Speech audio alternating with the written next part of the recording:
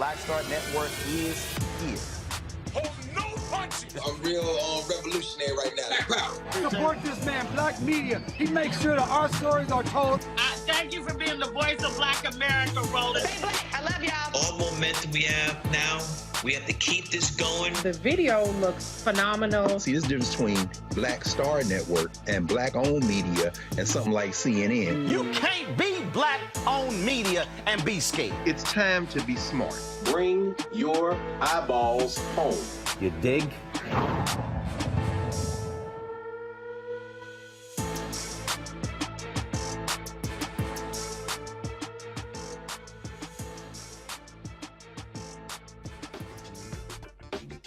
It's Monday, January 16th, 2023, the observation of Dr. Martin Luther King's birthday.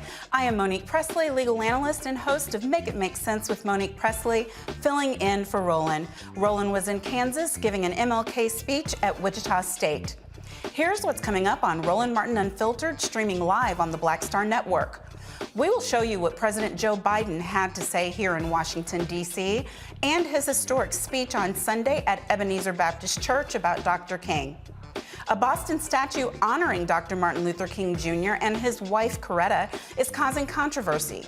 We will show you what the son of Dr. Martin Luther King Jr., Martin III, had to say about the debates about whether the statute commemorating the Kings is done in a flattering light or not. The family of Tyre Nichols, a Tennessee man who died after a traffic stop and confrontation with the Memphis Police Department, has hired civil rights attorney Ben Crump after Memphis Police say that the officers involved in the arrest may have administrative actions. We will hear from attorney Ben Crump about the details of this troubling case and much more. It's time to bring the funk on Roland Martin Unfiltered, streaming live on the Black Star Network. Let's go. He's got it. Whatever the biz, he's on it. Whatever it is, he's got the scoop, the fact, the find. And when it breaks, he's right on time and it's rolling. Best believe he's knowing. Putting it down from sports to news to politics. With entertainment just for kicks, he's rolling. It's on go, roll, roll, y'all. It's Roland Martin, yeah. Rolling with Roland now. He's funk, he's fresh, he's real, the best, you know he's Roland Martin now.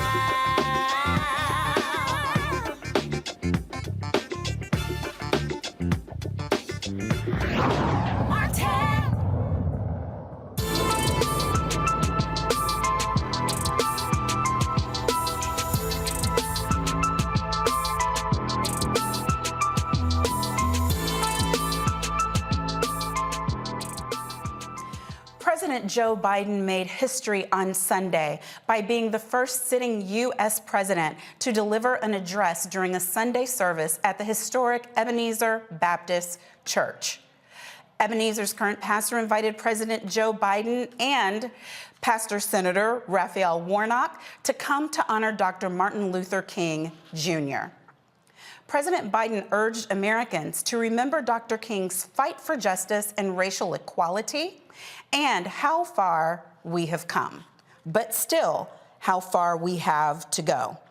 He focused on economic injustice, civil rights, and voting rights.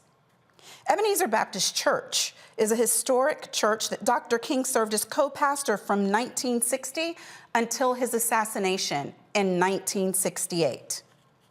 Today, President Biden spoke during the National Action Network Martin Luther King Jr. Day breakfast. Reverend Sharpton introduced the president and talked about the accomplishments of the Biden-Harris administration on social issues and economic progress.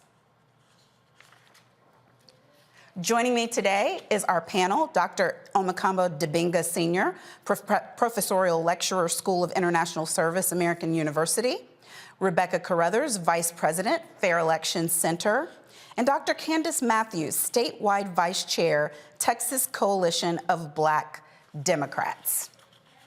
Welcome, everyone. Good evening. Thank you. Good evening. Thanks for having us. I'm glad that you're here with us. I thought we were going to get to see some footage from what we would be talking about, but I hope that you guys got to listen to what the president was saying today. Which of you actually, and they're telling me they can play some of it. Before I talk to you about what the president said at the breakfast or at Ebenezer yesterday, why don't we take a look? I said I was going to help HBCUs that haven't been getting the help they need. You know, the folks at HBCUs are as competent as anybody else, but guess what? They don't have the laboratories. They don't have the funding because they don't have the endowments to build the laboratories for these good, new paying jobs. And so we've delivered nearly $6 billion in funding to HBCUs to invest in next generation of black leaders. That's a record, and that's a fact, and it's not going to stop. To help close the wealth gap, the racial wealth gap under Secretary Fudge, she is leading the effort. We're expanding efforts to build black generational wealth like every other person who's built their wealth. How'd they build it? Homes. They invested in the equity in their homes. That's how it got built. You know, if you build, in the last 25 years, if you build a housing development on one side of an interstate highway, and you built the same one on the opposite side, and one is predominantly black and the other is predominantly white, guess what?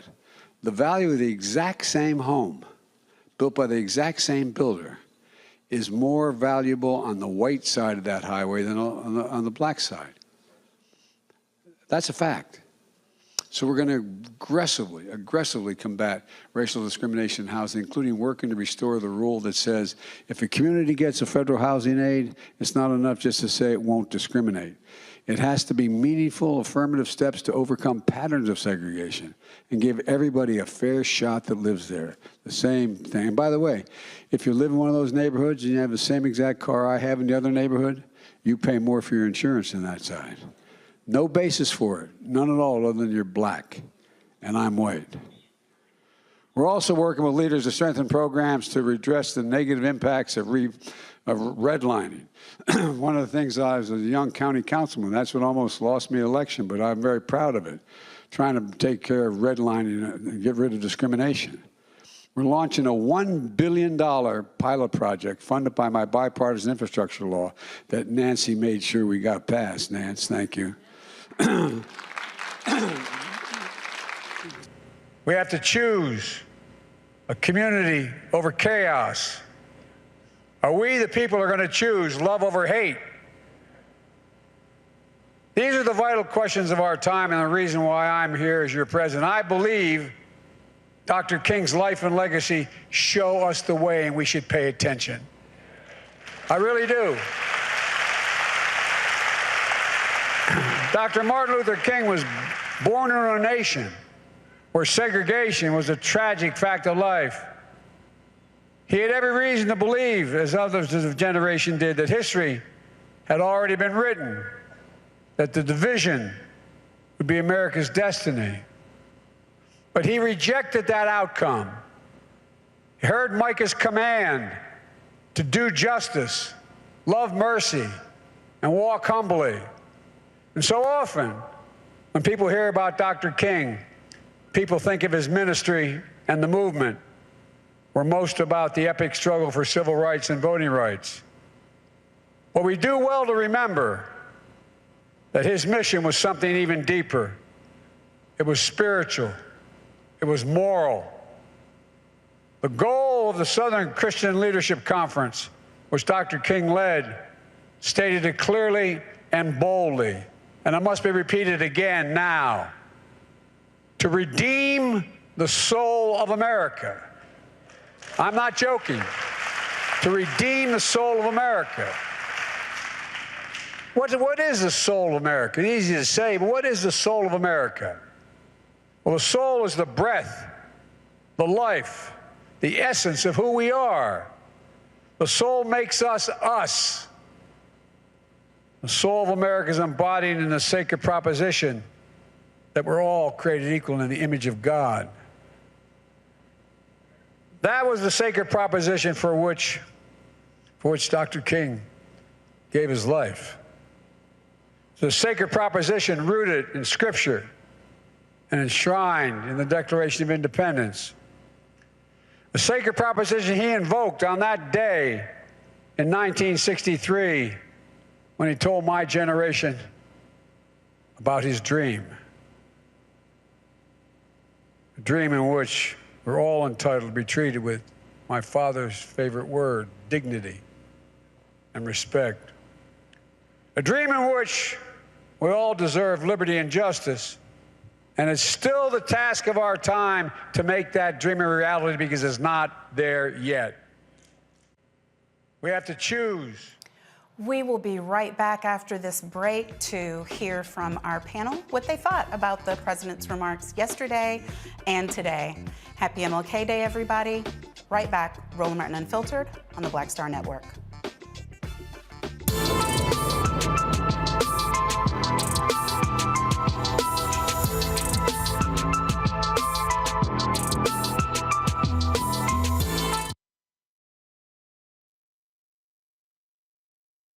Pull up a chair, take your seat at the Black Table with me, Dr. Greg Carr, here on the Black Star Network.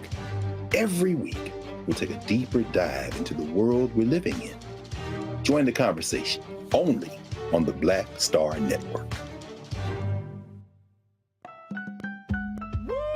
We're all impacted by the culture, whether we know it or not. From politics to music and entertainment, it's a huge part of our lives, and we're going to talk about it every day right here on The Culture with me, Faraji Muhammad, only on the Black Star Network. Hi, I'm Dr. Jackie Hood Martin, and I have a question for you. Ever feel as if your life is teetering and the weight and pressure of the world is consistently on your shoulders? Well, let me tell you, living a balanced life isn't easy. Join me each Tuesday on Black Star Network for a Balanced Life with Dr. Jackie. We'll laugh together, cry together, pull ourselves together, and cheer each other on. So join me for new shows each Tuesday on Black Star Network, A Balanced Life with Dr. Jackie.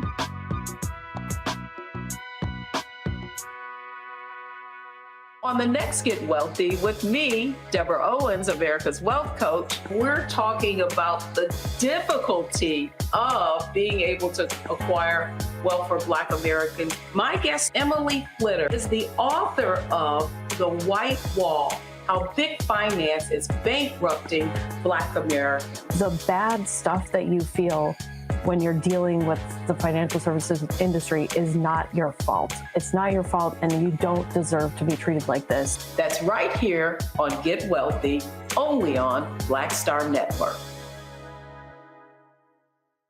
Folks, Black Star Network is here. Hold no punches. I'm real revolutionary right now. Black power. Support this man, Black media. He makes sure that our stories are told. Thank you for being the voice of Black America, Roland. Stay black. I love y'all. All momentum we have now, we have to keep this going. The video looks phenomenal. See, this difference between Black Star Network and Black-owned media and something like CNN. You can't be Black-owned media and be scared. It's time to be smart. Bring your eyeballs home. You dig? Hi, I'm BB Winans. Hey, I'm Donnie Simpson. What's up? I'm Lance Gross, and you're watching Roland Martin Unfiltered.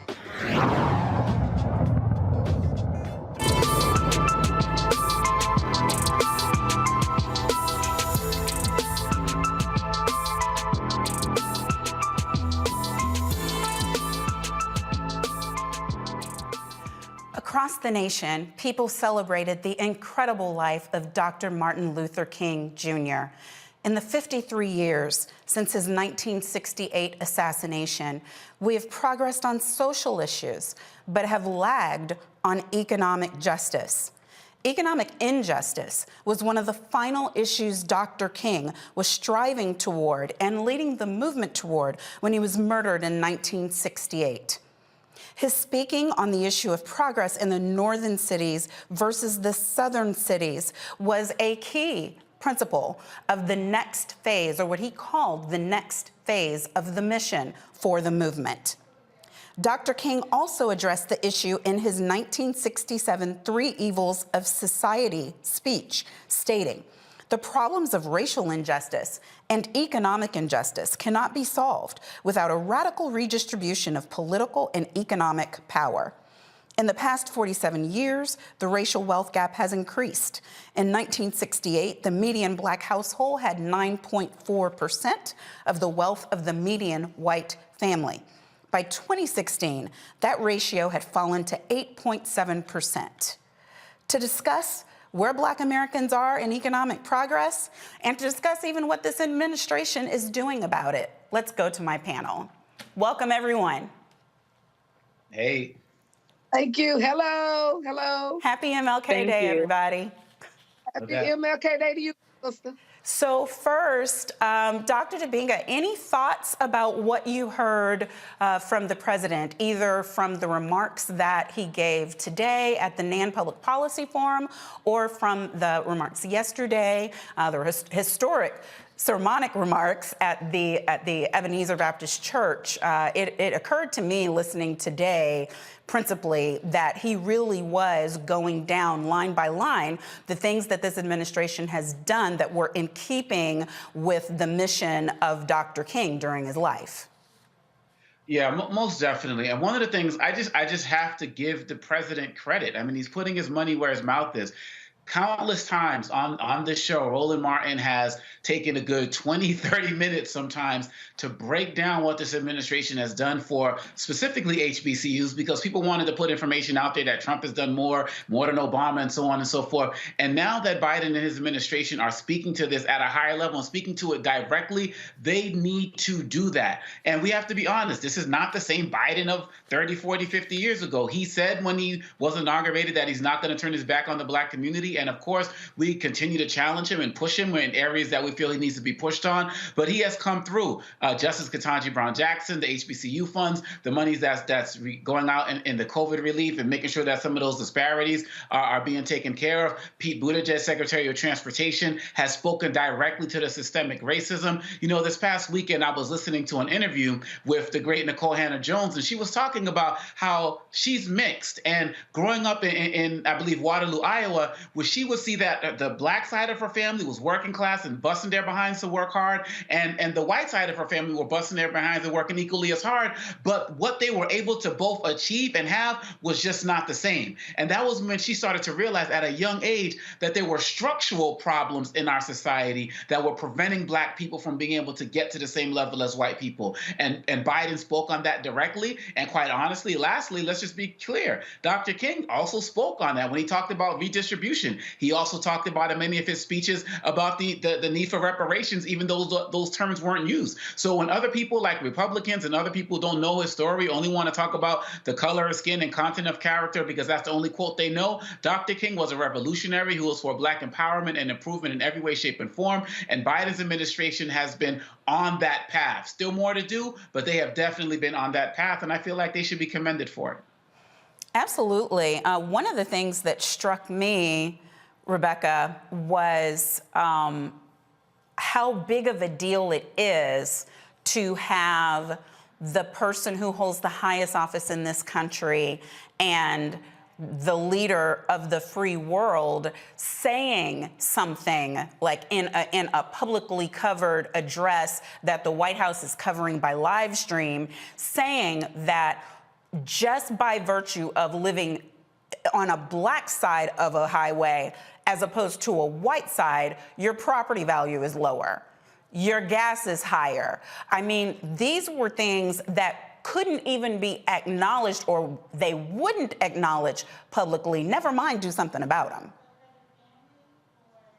Well, I'm glad that the president is speaking to those things. And as the leader of our federal government, he ought to, because it is because of the federal government that redlining took place. It is because of the federal government that Black families, the previous generation to that, weren't able to secure actual federal guaranteed funding in order to purchase homes. I think about my grandfather who fought at war, but when he came back, he wasn't able to access the VA loans to actually purchase a home. So my grandma and my mother and her 6 other siblings, they actually had to grow up in the housing projects because those things weren't available to all of the Black people in our country. So I do think it's important that Biden is speaking about that. I also hear his words about HBCUs, but I do want to remind the viewers that ever since the pandemic, 30% of all HBCU students are housing insecure. 50% of all HBCU students are food insecure. So I would like to see the federal government, specifically HUD and USDA, figure out what can we do to make sure that HBCU students have the basic necessities so they're actually able to study and to graduate and then to contribute to our economy. No, and I mean, obviously, nobody can disagree with you about that. I think he talked about the billions that have been spent so far on HBCUs and that they intend to do more, but we have to make sure that the funds that are being spent are spent on the areas that are most important, like ones that you mentioned. Dr. Matthews, we also heard some not so veiled comments today about his thoughts about this new Congress and whether we're going to see any movement forward or whether there are going to be more and more attempts to move backward. And he said quite blankly that if anything comes across his desk like that, he's going to be vetoing it. What more should we be seeing there from him? Well, first thing I would like to add is that, let's be clear, he was the very first sitting president to actually come and speak in Atlanta, Georgia at Martin Luther King's church. So that was really good. I really enjoyed that. I enjoyed that how he urged the Americans, people to remember King with his fight for justice and also equality, right? And then when he was speaking to the crowd, he was a little bit intimidated because he stated that he spoke to Parliament, he spoke to all of these other large groups of people, but he was intimidated to speak amongst Black people, and then he was humbled at the same time. So I agreed with a lot of the things that he said, however, but he did not commit to the voting rights that needs to be federal law that we need. He didn't say much about that at all. And so my deal is this. Okay, you claim you for the Black people. We put you in office. We voted you in. So now we need you to, let's get this voting rights together because you did not fully commit. We need you to fully commit. If you're talking about everything dealing with Congress, we need you to fully commit to ensure that our voting rights is protected.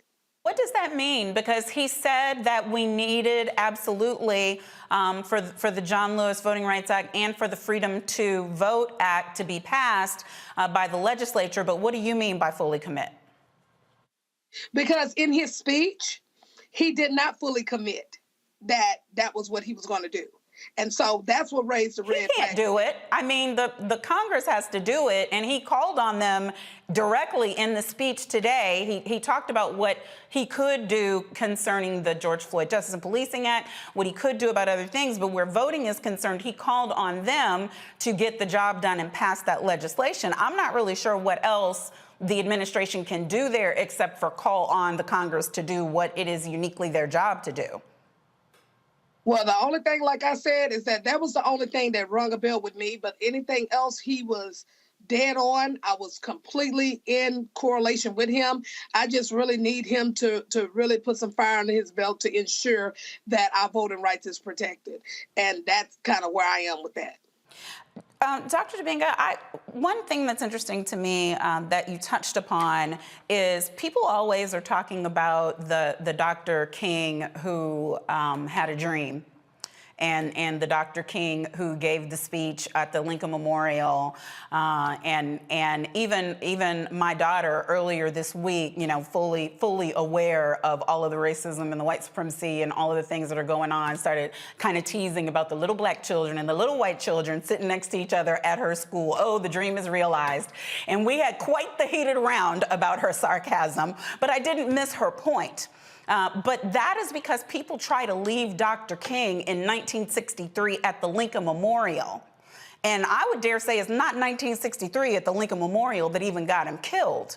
What is it that we can do to bring more attention to the full breadth of Dr. King's message, the economic empowerment part of the message that is to this day unfulfilled? You know, one of the things that I was telling my children today, you know, I have 2 teenage daughters and you know, my son is 8, and I was saying that I don't really celebrate Dr. King Day because the principles that he fought for are things that I strive to do every day, just like all of us do every single day. All of us on this panel, the whole Black Star Network, we are in our best, as imperfect as we all are, as imperfect as Dr. King was, we are on mission to doing what he fought for. So what that looks like today is supporting organizations and networks like the Black Star Network, you know, applying the 7 principles of Kwanzaa every single day. Dr. King talked about the importance of Black banks. He talked about the importance of supporting Black institutions. He talked about, as Roland Martin says on this show many times, that individually we might be poor, but collectively we are rich. How many times have I heard stats about if you pull all the wealth of Black people together, we'd be like one of the top 10 richest countries in the world? That's what it looks like. But it also looks like continually fighting for political power and making sure, I mean, some of the top 4 largest cities in this country are governed by Black mayors, right? Fighting for things like that. Dr. King said that true integration is about the sharing of power, resources, and responsibilities. It's not just about saying that we're able to live into this particular neighborhood or we can get that job. And so that's also what it looks like today. And lastly, it looks like fighting for real justice and equality. People have their favorite Dr. King quotations after January 6th and Trump's administration. My favorite Dr. King quotation is, "You can't regulate morality, but you can legislate behavior." Fight for justice. Fight for making sure that people who break the law and try to overthrow this country are incarcerated, and fighting to make sure that people who stand in our way every single day no longer have the right to do that. Those are the three ways we honor Dr. King, in the economic sense that I talked about, in this political sense, and making sure that we're fighting every single day for that justice. And lastly, I just want to say, Martin Luther King III said that his daughter is about to be in 6th grade or something like that in Virginia, and they can't teach about Dr. King because of this fake critical race theory activism. So the other part I need to add is making sure that we're fighting in our schools every single day to make sure that the truth is told, because every single day that we're complacent is another day that they are winning. And in too many instances, they are winning because we've let our guard down. Absolutely. Absolutely. And certainly Dr. King gave the ultimate sacrifice of his life in furtherance of the cause for us all, for us even to have the opportunity that we have right now. I'm going to go to a break, and then when we get back, we'll hear what Dr. King thought about economic justice in his own words.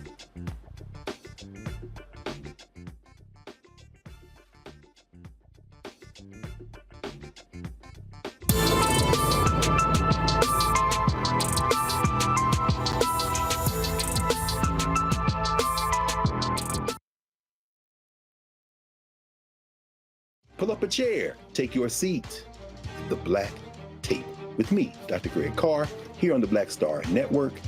Every week, we'll take a deeper dive into the world we're living in.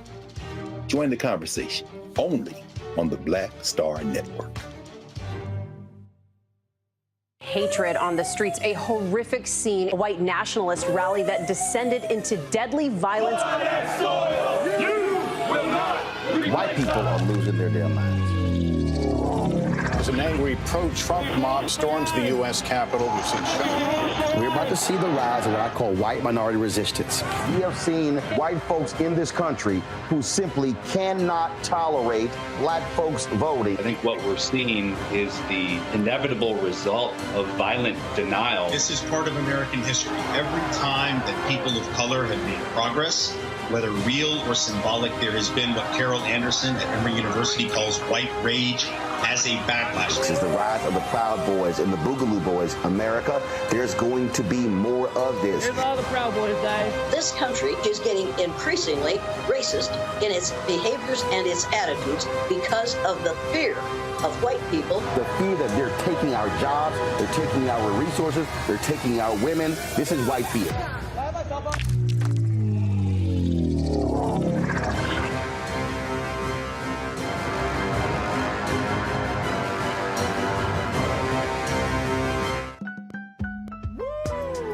impacted by the culture, whether we know it or not. From politics to music and entertainment, it's a huge part of our lives, and we're going to talk about it every day right here on The Culture with me, Faraji Muhammad, only on the Black Star Network. Hi, I'm Teresa Griffin. Hi, my name is LaToya Luckett, and you're watching Roland Martin Unfiltered.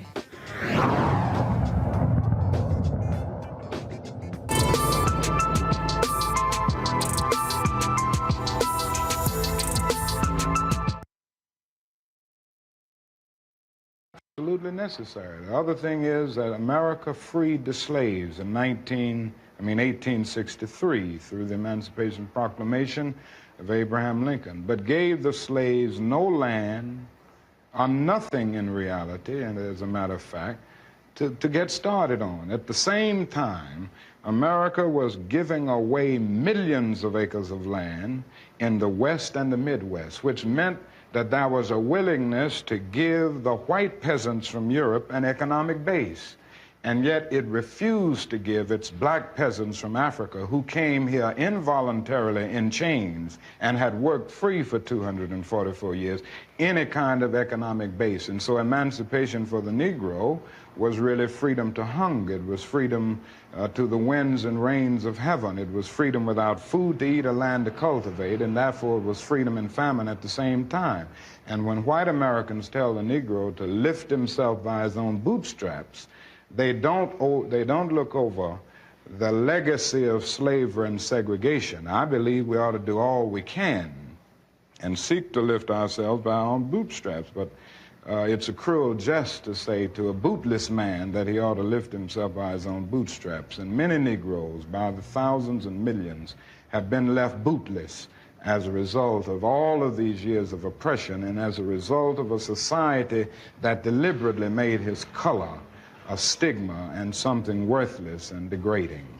Apart from wanting to live better, which all of us want to do, to raise one's children in a better way, to be better, does the Negro in America know what he wants to be? I'm convinced that almost every Negro in this country, other than those who have been so scarred by the system that they've become pathological in the process, and we all have to battle with pathology. Nobody really knows what it means to be a Negro unless one can really experience it. And I know we all have to battle with this constant drain of a feeling of nobodiness. But in spite of this, I think the vast majority of Negroes in this country know that they want to be people, they want to be men, they want equality, period. It just boils down to that. And we haven't been able to be people. We haven't been men because of all of the conditions that we've lived with and the syndrome of deprivation surrounding conditions, whether it's in housing, in the economic area, or in schools, or in the vicious credit practices that we face in the ghetto, and all of the problems of closed doors and constant defeats.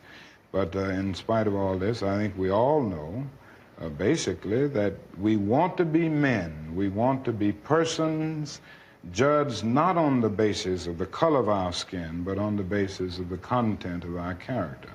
But you know that many young Negroes don't want anything. This interview, this portion of an interview that we were able to see, I would encourage everyone to Google it, look it up, and find the 1967 NBC interview that was done of Dr. King. It's one of very few that were actually in color, and there's so much that is important that is discussed in there that I will try to weave through as we talk about some other issues tonight. But for now, one of the things that strikes me, Rebecca, is that Dr. King is saying, sure, tell us to pull up by our bootstraps if we have boots and if they have straps. And he's saying that in 1967, but the same can be said in 2023. Yeah, absolutely. Many things haven't changed. And what's so interesting watching all of these people support Dr. King today, and these are the same people who would not have supported him in 1968, right before he was killed. Even understanding that his popularity rating was like one of the lowest popularity or approval of any public figure at the time. He became very radical, and it was a good thing because for Black Americans to be able to succeed in this country, for Black Americans to be able to actually build up our communities, to determine our own futures, it is going to take some level of radicalism. It also is going to take some reparations. It's going to take financial injections. It's going to take financial literacy. A lot of times we hear people saying that Black folks aren't as unified as other communities and we don't support Black-owned businesses, but those things simply aren't true. We don't have the infrastructure like other communities have for our dollars to stay in the Black community longer than 15 minutes, or to double or triple or quadruple or flip over 7 times the way it does in some Latinx and some white communities. And so we need all of these things, and we need champions who are willing to have those root cause conversations to acknowledge that we can't pull ourselves up by the bootstraps if we're not wearing boots. So it's very poignant, and the rest of that interview is so remarkable. Well, I agree with you. And Dr. Matthews, one of the things, which is why I keep saying to people, today it was the only parts of his speech that I posted because so many people, as I was saying to Dr. Dibinga, try to leave Dr. King in 1963 having a dream at the Lincoln Memorial. And he says in another part of this interview that when he looked back on that, when he had time to reflect upon it, that it was superficial in and of itself, that there had to be a solemn reality to go with the dream. What do you think that even in our own community, we recognize the breadth of what Dr. King ultimately was trying to move us toward in the mission? Well, I tell you what we learned in grade school, what we learned as far as universities and things of that such, I can say yes, but I was a little bit disgruntled when I seen a social media post where now we have people that are making posts of Martin Luther King having him with a blunt in his mouth. They have Martin Luther King with a twerk session. They have the Martin Luther King holiday where it is not a sacred holiday that we were raised with when we were coming up. So it's like we have to get these millennials, we have to get them kind of, by the coattail and be like, hey, this is a historical mark for us in the United States as Black people. Martin Luther King should not have a blunt in his mouth. Martin Luther King should not have a twerk session for MLK Day. And I was very upset about that. Dr. Dibinga, you work with young people all the time. What are your thoughts? I don't know if you heard me saying damn right like the whole time, because many of us have not done the best job in making sure that the legacies of our leaders and our people are preserved. I was listening to Dr. Malveaux, normally on the Monday panel with us, who was on the Sunday show with Jonathan Capehart on MSNBC yesterday. And one of the things she was saying was that she didn't realize that so many young people didn't know that Stevie Wonder's Happy Birthday song was for Dr. King. They just saw it as the Black birthday song, right? And so that's just a simple example along with what Dr. Matthews was saying. And this is why some of the challenges many of us had with Kanye, because many of us said that before Kanye was anti-Jew, he was anti-Black.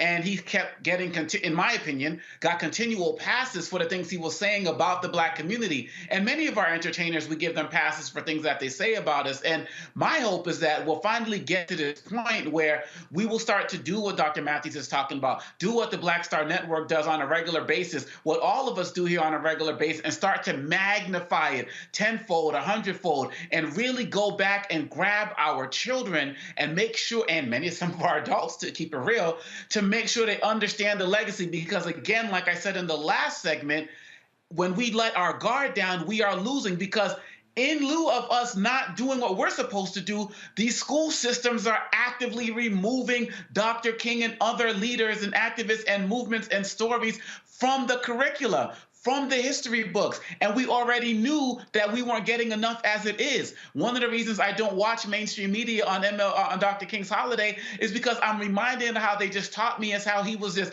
pacifist, turn the other cheek type of guy when he was one of the most revolutionary, and it turned me off to him when I was growing up as a kid. Then I got to learning from people like us, our stories, hearing people like Harry Belafonte talk about him and realizing that he was one of the most revolutionary people in the history of the planet, and learning stories about how Dr. King talked about how he feared he integrated his people into a burning house. And so, yes, our young people don't have the message. We can't blame the larger community anymore. It is our fault that we soil on some of the legacies of our people and we don't do enough to pass it on. We have to do more.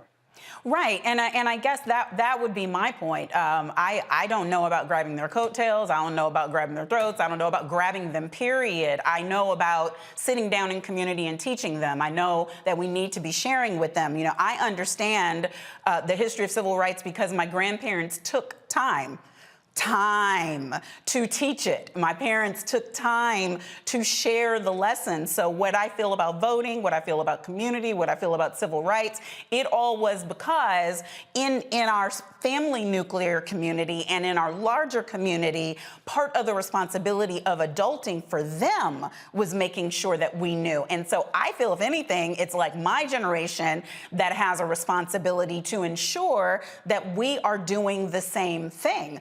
And so when I look at people who don't understand it, I know they weren't taught it, because anytime that you get exposure to truth, then the truth magnifies, right? But so that is my hope, that for the ones, I'm not mad at anybody who doesn't get it, because to me, that's on me. The collective we, us, we got to do better. And we'll do better even in this show. When we come back, we're going to take another break, get the bills paid, and after that, we will be back with more on Roland Martin Unfiltered on the Black Star Network. Don't go anywhere.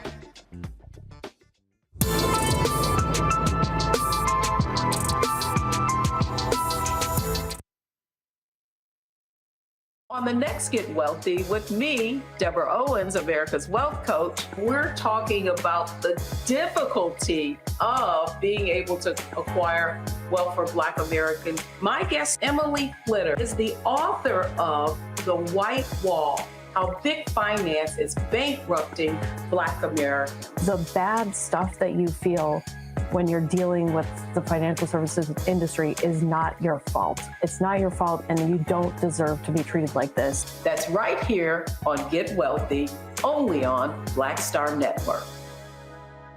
On the next A Balanced Life with me, Dr. Jackie, listen to this. Good fortune happens when opportunity meets planning. In other words, success is no accident. Thomas Edison said that, and it's such a great message as we enter into this new year. Planning for success and balance in 2023, planning for it, and then how to live it. I'm always working towards those goals. I'm always moving in that direction. And if something gets me off track for the goal, I hurry up and determine, oh, wait, you're off track. Get back over here on your track or what you're supposed to be doing, and I continue to work to those goals. That's next on A Balanced Life with me, Dr. Jackie, here at Black Star Network. My name is Charlie Wilson. Hi, I'm Sally Richardson Whitfield. And I'm Dodger Whitfield. Hey everybody, this is your man Fred Hammond, and you're watching Roland Martin, my man, Unfiltered.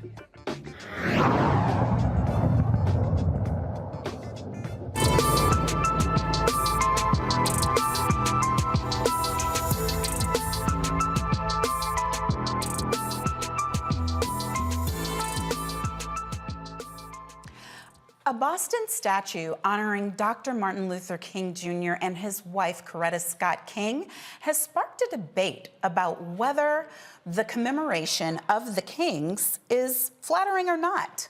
The Embrace statue, as it is called, created by Hank Willis Thomas, was unveiled to the public on Saturday, where Dr. King gave a speech on April 23rd, 1965. It depicts the moment Dr. King hugged his wife after winning the Nobel Peace Prize in 1964. People online are now debating if the piece are now debating if the piece was the most appropriate looking image. And of course, like anything else, with people adding their own commentary. Martin Luther King III, Dr. King's son, was on CNN, and this is what he's had to say about the sculpture dedicated moments after to his Dr. King parents. was awarded the Nobel Peace Prize. I've got to ask you about something that was unveiled this week, and there's a monument called the Embrace that symbolizes a hug that your father and mother shared after he won the 1964 Nobel Peace Prize. It was unveiled in Boston just last week. There's been some controversy around it. You know, what did you think when you saw it? What do you think of it? Well, first of all, to me, I was certainly moved by the overwhelmingness, the large capacity of this sculpture. And one of the things our daughter said was, "Look, it represents love 360." You know, coming from a 14-year-old's perspective, people have. Yeah, it's subjective. Everyone has their opinions, but opinions are like butts. You know, everybody's got one. But my issue is, I think that's a huge representation of bringing people together. It's called Embrace, and I think the artist did a great job. I'm satisfied. Yeah, it didn't have my mom and dad's images, but it represents something that brings people together. And in this time of day and age, when there's so much division, we need symbols that talk about bringing us together. It's personal for me, because had my mom and dad not met in Boston, maybe I wouldn't be here. So I'm grateful, number one, that it talks about the love story. And so people will be debating about it for a long time, but for years. And then the other thing, final thing I'll say is, it also represents mom and dad. Many monuments are done just around dad, but it represents the kind of relationship they had working together, and they were a partnership. I've got to ask you about something.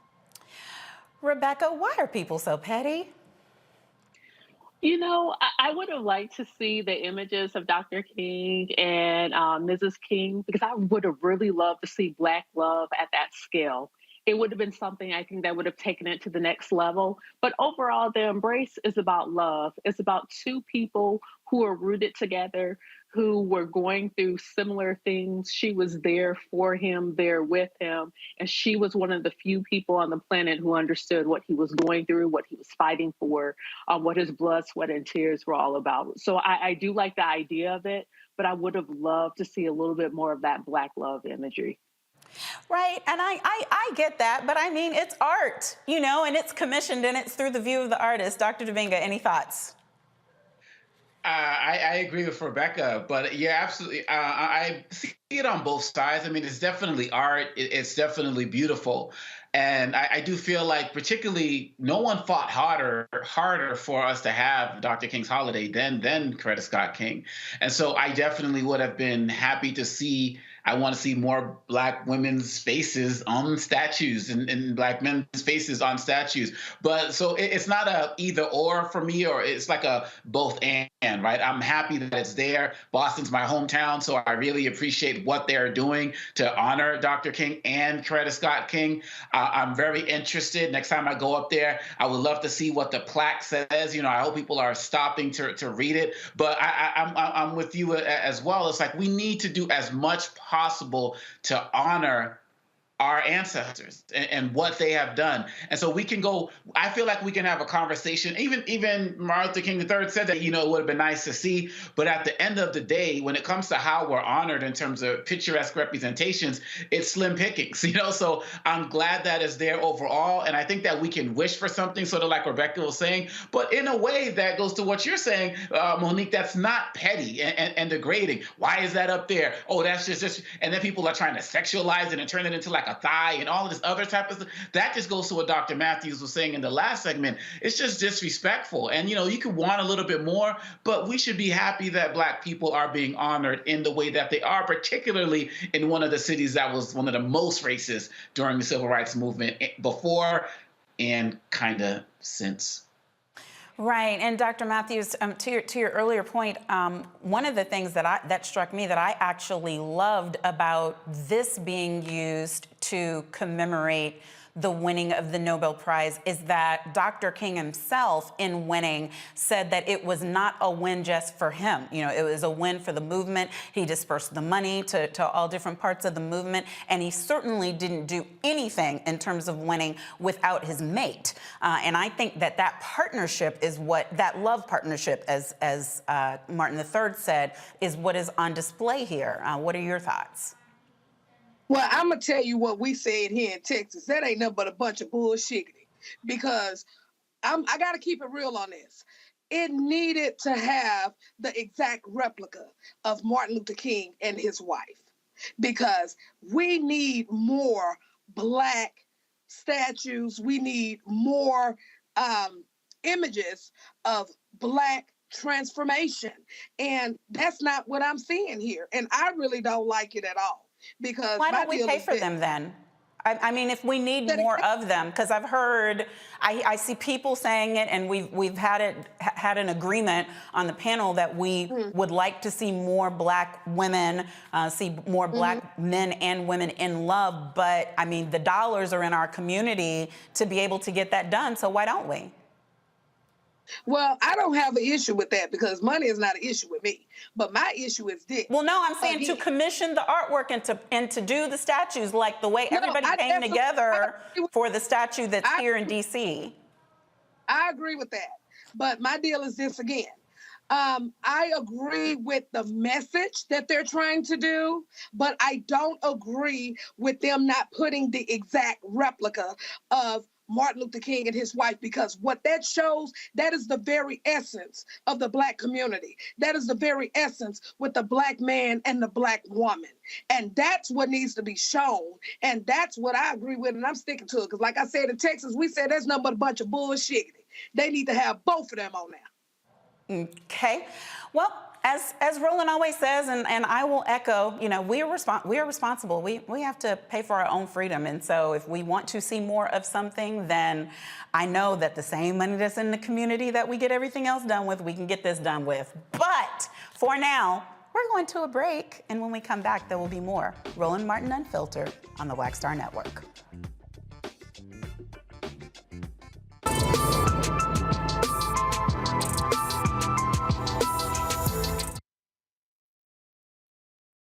Most people think that these television shows that tell stories about who we are as Black men, and then they paint these monolithic portraits of us. They think that they're being painted by white people. And I gotta tell you, there are a whole bunch of Black folk that are the creators, the head writers, the directors of all of these shows, and that are still painting us as monoliths. The people don't really want to have this conversation. No, they don't.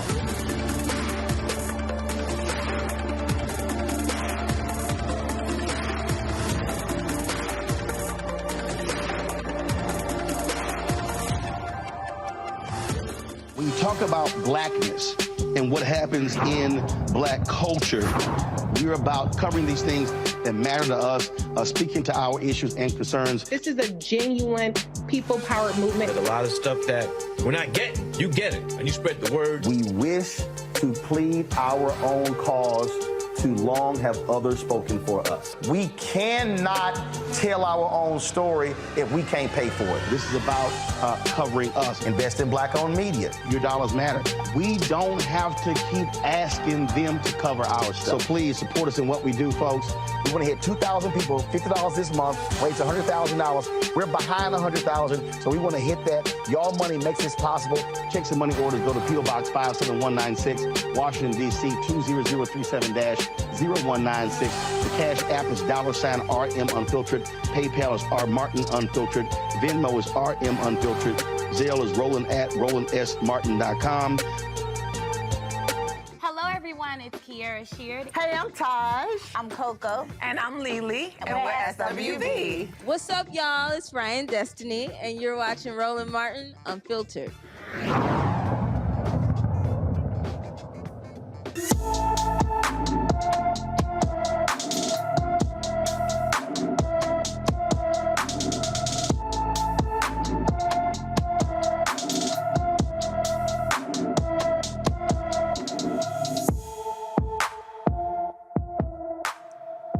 Iyanna McGill left for her school on Friday, December 16, 2022 in Philadelphia, Pennsylvania, and never returned home. The 15-year-old is 5'3" tall, weighs 190 pounds, with brown eyes and black braided hair. Iyanna was last seen wearing a red Tommy Hilfiger jacket, black jeans, a black hoodie, and a black head wrap. She also has a birthmark under her left eye. Anyone with information on Iyanna McGill should call the Philadelphia, Pennsylvania Police Department at 215-686-3183.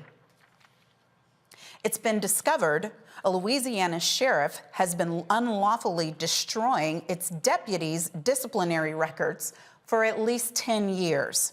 The finding comes at a time when Jefferson Parish Sheriff's Office is facing multiple lawsuits involving allegations of, you guessed it, excessive force, racial discrimination, and wrongful death at the hands of deputies. Attorneys say Sheriff Joe Lupinto failed to discipline deputies and has not been transparent regarding releasing disciplinary action records. The Jefferson Parish Sheriff's Office was recently the subject of a year-long investigation by ProPublica and WWNO/WRKF. The investigation found that the Jefferson Parish Sheriff's Office rarely sustains complaints against its deputies. From 2017 to mid-2020, the Sheriff's Office only had one misconduct complaint against a deputy.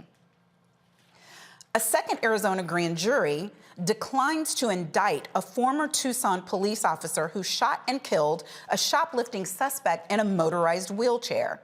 Ryan Remington was indicted on manslaughter charges back in August after he shot and killed 61-year-old Richard Lee Richards in a Walmart parking lot. Police say Richards had stolen a toolbox and had a knife. Remington was working off duty as a security guard at the time.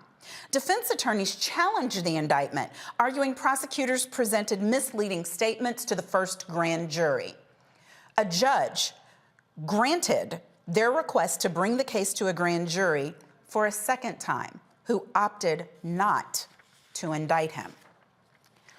A city police officer caught on video smacking a teenager in the back of the head with his service weapon in 2019 has been fired. Finally, a right outcome. Police Chief Roderick Porter confirmed that Officer Gianni Capoziello, an officer for 6 years, was terminated from the department. The chief said the decision to fire him was made due to a September 29, 2022 disciplinary hearing. Capoziello had initially been suspended for 20 days by then acting Chief Rebecca Garcia in connection with the incident for violating the use of the department's rule against the use of excessive force. We're going to take a quick break and be right back. You're watching Roland Martin Unfiltered on the Black Star Network.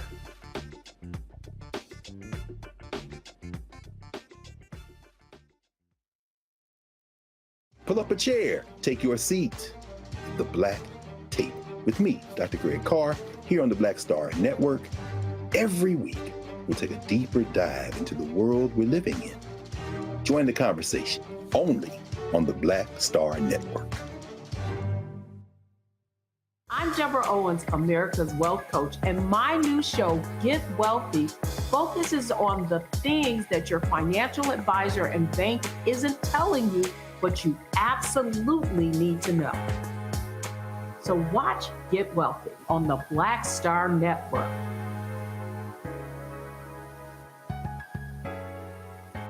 On a next, A Balanced Life with me, Dr. Jackie. Listen to this. Good fortune happens when opportunity meets planning. In other words, success is no accident. Thomas Edison said that, and it's such a great message as we enter into this new year. Planning for success and balance in 2023, planning for it, and then how to live it. I'm always working towards those goals. I'm always moving in that direction. And if something gets me off track for the goal, I hurry up and determine, oh, wait, you're off track. Get back over here on your track of what you're supposed to be doing, and I continue to work to those goals. That's next on A Balanced Life with me, Dr. Jackie, here at Black Star Network. Hi, I'm Eric Nolan. I'm Shantae Moore. Hi, my name is LaToya Luckett, and you're watching Roland Martin Unfiltered.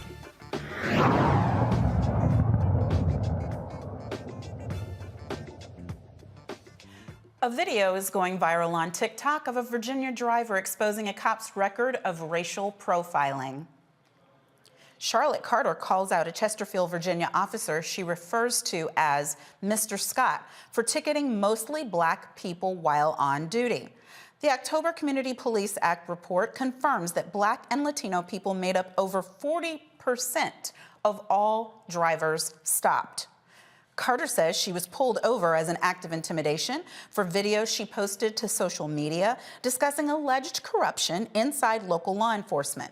The Chesterfield Police Department dismissed Carter's claims, saying she has been arrested numerous times and is using the videos for attention. I want to go here back to my panel just about police misconduct generally, really, and the latest incidents that we just heard about, because in the video, yep, I'm coming back to the Dr. King video later on in the interview, he discusses how when you make a person a thing, when there is thingification of people, then it is easier to mistreat them, that it is hard to justify your wrongdoing. So you have to either turn the wrong thing into a right, or you have to make the people, the humans involved, not people at all, but chattel and things, and that the thingification of Black people is what has led to many things, one of which he included was police misconduct. Dr. Dibinga, this to me seems exactly right.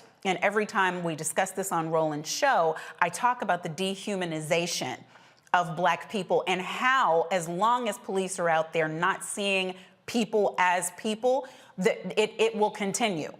We can do all of the know what to do, how to know your rights, stay alive, don't look at them, look forward, whatever, and none of that will work if the people who are out there with the guns and the badges do not see our humanity. I'm so glad you brought up the thingification aspect of the speech, because that was also one of the most impassioned part of the speech. I share it with my classes. I'm intercultural communication, and that is it's exactly true. And he also talked about, as we saw in the part that you did play, he talked about the Black skin itself being stigmatized. And someone said on Twitter once, whenever your skin is viewed as a weapon, you're never disarmed.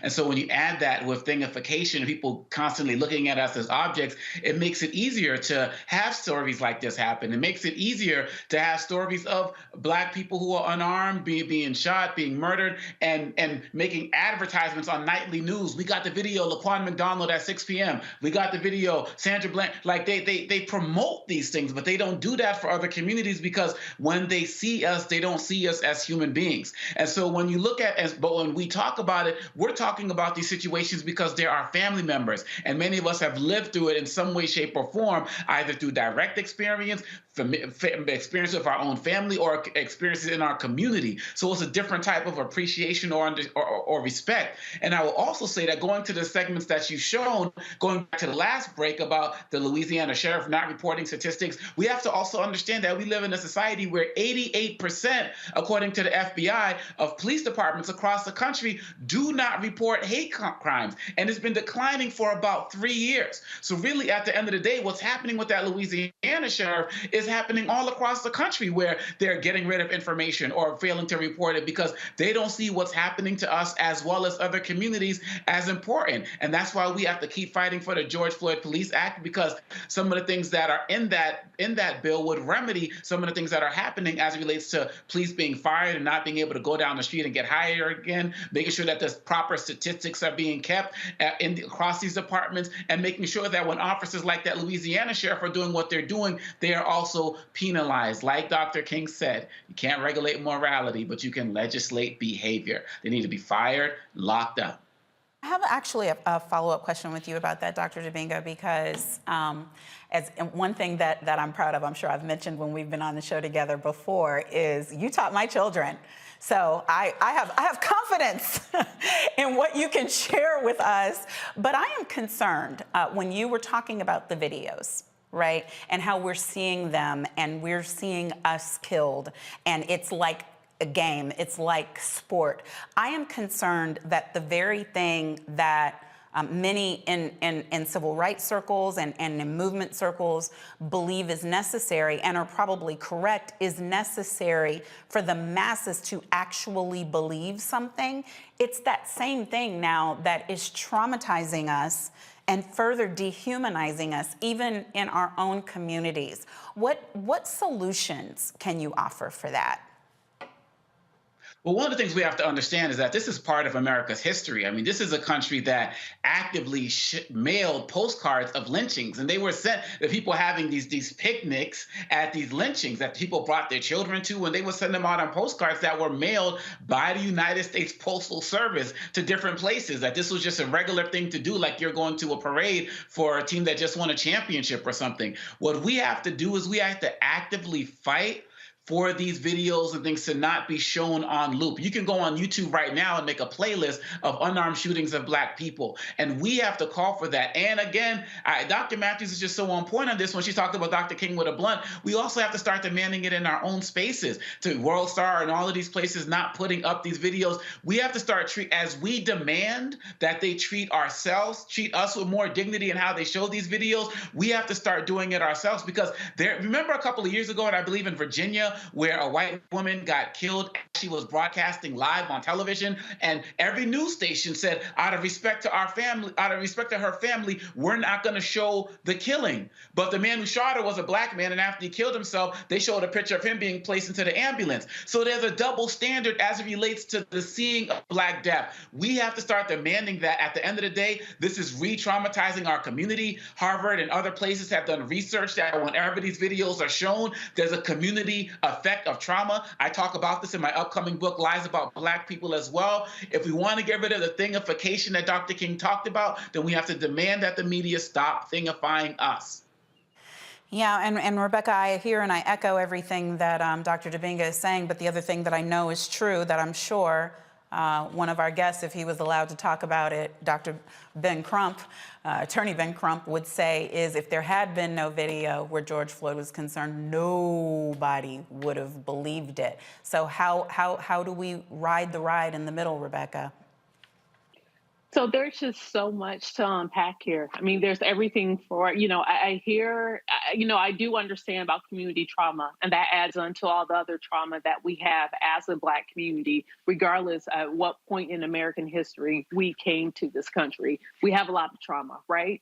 But if we don't have those videos, how do we show the world what's happening? When I think about the civil rights movement, if it wasn't for those videos, if it wasn't for those cameras seeing those police dogs attacking those young people, those students, if those images weren't there, then the story would not have been believed. Because as Black people, we share our truths. When we talk about things that we're experiencing individually or collectively, we're simply not believed. So we do need to show so people understand this is what's happening. We do need to have a historical record. I do want to pivot slightly. When I think about we had a Democratic Congress, why wasn't this a priority for this to be passed, especially because there was some bipartisan support to get the George Floyd policing bill passed? So that's one thing. The other thing is, as an attorney, I think about what this administration can do even without Congress. I think about Department of Justice, and I'm thinking about the consent decrees that can happen, especially in these particular counties like Jefferson Parish in Louisiana, or these other areas where we're seeing that law enforcement are abusing their power.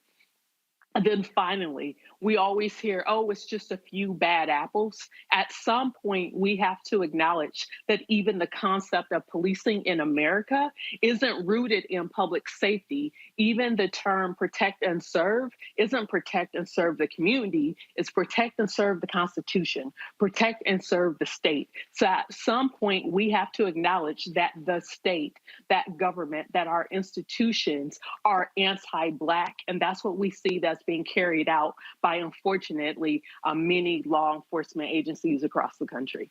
Well, I will fill in a blank for you directly and tell you where the George Floyd Justice and Policing Act is concerned. The bill that Congress passed and quickly stalled and died in the Senate due to one senator, Tim Scott, who promised that he would take it over the finish line and did the exact opposite. But that doesn't mean that it can't happen in the future. I'm just not holding my breath. Dr. Matthews, what are your thoughts?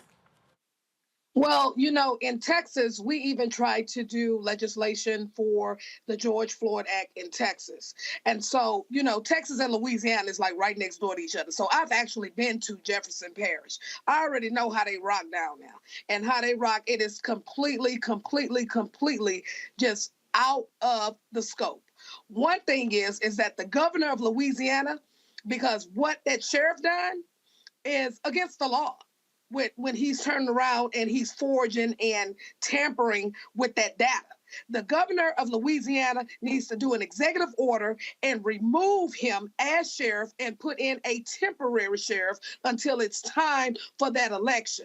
Now, when we were looking into the Policing Act, when we were doing legislation during last session before our legislators flew to Washington, D.C., we were looking at what the issue were is that, one, you have law enforcement officers that are going from one agency to the next. This is what happens when you recycle rogue cops. Okay, it needs to be a system in place like we put in that legislation where it has to have state departments have to report police misconduct to the FBI, and then also have the local police agencies to have access to it so they can look and see what actual bad apples that they have. But when you don't have this in place, this is why we have the recycle of rogue cops and actually white supremacists that hides behind a police badge. In order for us to get absolutely. And they cross jurisdictions and they kill in the next jurisdiction. And we've watched it happen time and time again. But you know what? They do that in Texas all over the place. Because I'm gonna give you one prime example, and I'm gonna share the. You can give it to me after the break. We got to go to a break, and I got to read one story real quick. 11 election deniers will serve on top House committees. The new committee chairs include Representative Jim Jordan to serve as chair of the Judiciary Committee. God help us. Representative Mike Rogers, the new Armed Services Committee chair, and Representative Mark Green, who will now be the chair of the Committee on Homeland Security. All voted not to certify the 2020 election results after facing the January 6th insurrection by Trump supporters seeking to top the certification process. These appointments carry major implications because Representative Jordan played a significant role in President Trump's effort to overturn the election by calling Trump to discuss ways to postpone the certification and allegedly offering advice to Mark Meadows about having former Vice President Pence throw out electoral votes. Yes, y'all, the committees are being headed by the heads of the insurrectionists. We're going to go to a quick break. We'll be back with more on Roland Martin Unfiltered on the Black Star Network. Next on the Black Table with me, Greg Carr. Our legal roundtable is back in session as we look at yet another potential landmark case being considered by the United States Supreme Court. This one is called 303 Creative versus Elenis and may be the most important and far-reaching First Amendment, that is freedom of speech, case of our time. It could, depending on how the court rules, open the door for a return of Jim Crow segregation laws. It's true. If you say we can discriminate against one, you're saying we can discriminate against all. That's on the next Black Table.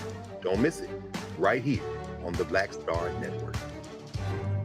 On the next Get Wealthy with me, Deborah Owens, America's Wealth Coach, we're talking about the difficulty of being able to acquire wealth for Black Americans. My guest, Emily Flitter, is the author of The White Wall: How Big Finance is Bankrupting Black Americans. The bad stuff that you feel when you're dealing with the financial services industry is not your fault. It's not your fault, and you don't deserve to be treated like this. That's right here on Get Wealthy, only on Black Star Network. How y'all doing? It's your favorite funny girl, Amanda Seals. Hi, I'm Anthony Brown from Anthony Brown and Group Therapy. What up, Lana Well, and you are watching Roland Martin Unfiltered.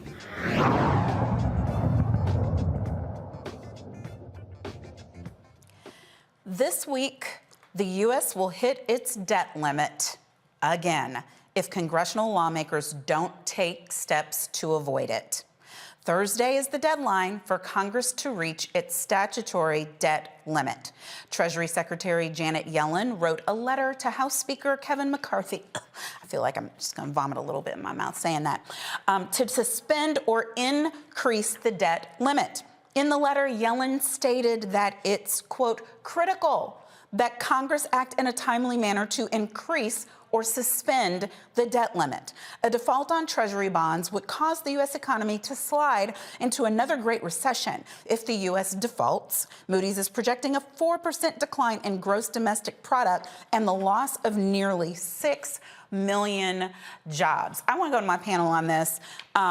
Listen, Dr. Dibinga, people might be so exhausted that they don't remember the last time we had these games being played was when this party was in office playing these games. And so now we've had in the past 2 years record growth, decrease in debt by what the president said today, 600 billion. I'm not sure on the exact number that's decreased overall. But right now, when you go abroad, the dollar is worth more than the euro. When's the last time we can remember that happening? And it looks like they want to mess it all up for the sake of gamesmanship, for the sake of whatever it is, because they have no agenda of their own, and put us right back where we were before, and then come election time, say the Democrats did it.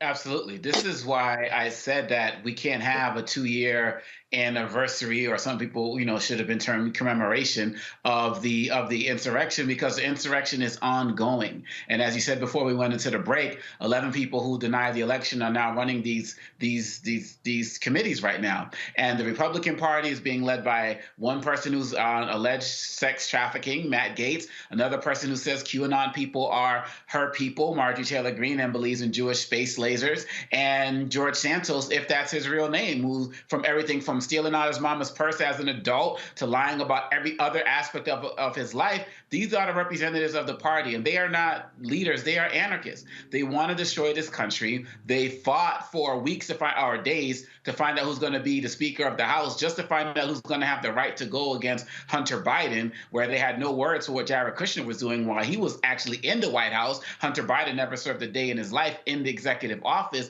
And we have to understand that at the end of the day, a lot of this happened because many of us got comfortable, but also because the Republicans have been more politically savvy in what they were doing. And I know Rebecca can speak to this stuff a lot better than I can, but one of the reasons they have the majority is not because of strong leadership and they were just so politically, it's redistricting in places like New York and Florida at the end of the day. And they keep beating Democrats at their game on some levels. And the Democrats can't keep having this mentality, well, we'll just keep fighting. No matter what they do, we'll just re-educate the people. We'll just get out there and fight. Because I honestly believe that if Roe wasn't overturned, we probably would have lost the Senate as well. And so this is a group that is committed to destroying everything that Biden has done in his past 2 years. But if we get out and speak, if the people lead, the leaders will follow. You got people, some Republicans in George Santos's district who are joining the fights for him to resign. We have to keep working together for that beloved community that Dr. King talked about. And we do have the ability to fight them and challenge them and win if we don't get complacent. You, Rebecca, so I'm coming right to you. Hopefully give us some solutions, because one thing I always hear my sister friend Latasha Brown say is that we cannot out-organize suppression. We cannot out-organize oppression. And so when we look at it, people are saying, keep working, keep working, keep working. Well, they keep cheating, keep cheating, keep cheating. That is not the path forward. What's the path? Well, this is what I want to say. So it took Speaker McCarthy 15 rounds. We don't know all of the deals that he had to cut. We don't know all the promises he had to make. So this week, we really need to be paying attention. We need to see who he owes what to for all those votes that he finally got after midnight the other Friday in order to become the Speaker. So I think we actually should take notes. We should watch what's going to go on, because this is going to let us know what's going to happen legislatively for the next 18 months and figure out where where exactly the divisions in the Republican caucus is, where the fissures are. Because remember, any one of those people, according to this rules package, can do basically like a vote of no confidence, or they actually have a vote to determine if they want to keep McCarthy as the speaker. So I think those on the progressive side need to sit back, watch what happens, because at the end of the day, are we actually going to default? No. There's going to be a deal that's going to be cut. There's going to be a deal that's made. But finally, thinking about something that LaTosha Brown talks about, we also have to understand on the Democratic side that, quite frankly, we could have held on, the Democrats could have held on to the House. Specifically, when we think about the New York Democrats getting a little bit too cute with how they were doing the redistricting, and they kind of messed up the maps and they handed it to the Republicans. And then the court kicked it back to them. Then they had to redo it. It's like 3 or 4 different passes.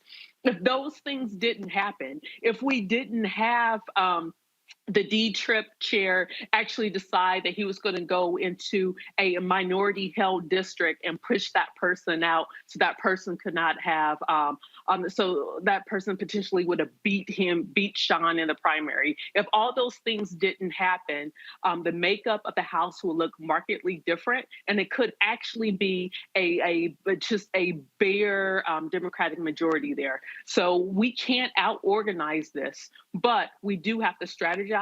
We do have to be smart, but we also have to hold these folks accountable. We also have to hold the Democratic Party accountable. We have to hold the Republican Party accountable. You are so right, because every one of those that you named were unforced errors, and I'm sure that there are more of those that we could discuss. What can we be doing on the state level, Dr. Matthews, because it is obvious that we should expect zero from this Senate? Well, I'm going to tell you like this. I'm about sick of all them over there. And I just got to be real about it. So in order for us to do something, we need to have a Black collective where we have an actual Black agenda, and that we have to stand fast, and we have to have accountability, which breeds responsibility. Therefore, it is our responsibility to ensure that we have a seat at the table. Because when you don't have a seat at the table, then you're on the menu. So let's just be clear. The Republicans are doing this as a strategy, okay? Because you have people who actually was with January the 6th, and you have them in leadership positions. So you know what this is called? It's called you say a lot in what you do, but you don't say. And that is actually what they're showing us. So we have to galvanize, we have to strategize, and we have to have a Black collective in every state of the union. Because in Texas has the most African Americans in the state of the union. And that's basically what we're doing right now, so we can try to fix this foolishness that they got going on in our state with Mr. Hot Wheels, and then on top of that, on Capitol Hill. Oh, you got me with that one, Dr. Matthews. I'm a Texas girl. I don't know how many people got the reference, and I am not repeating it. University of Alabama basketball player Darius Miles is facing capital murder charges following a shooting near the school's Tuscaloosa campus. Very sadly, Jamia Harris was shot and killed on Sunday. Miles and Michael Lynn Davis allegedly shot into a car Jamia was riding in.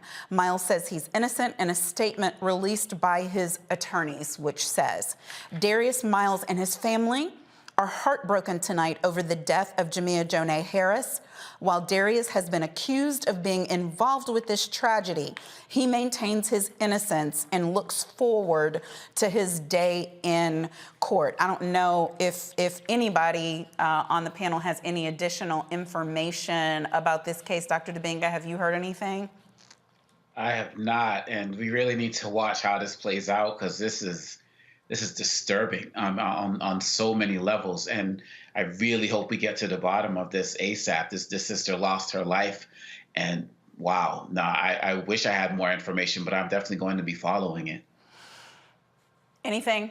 I have one lawyer on the panel. Rebecca, got anything for us?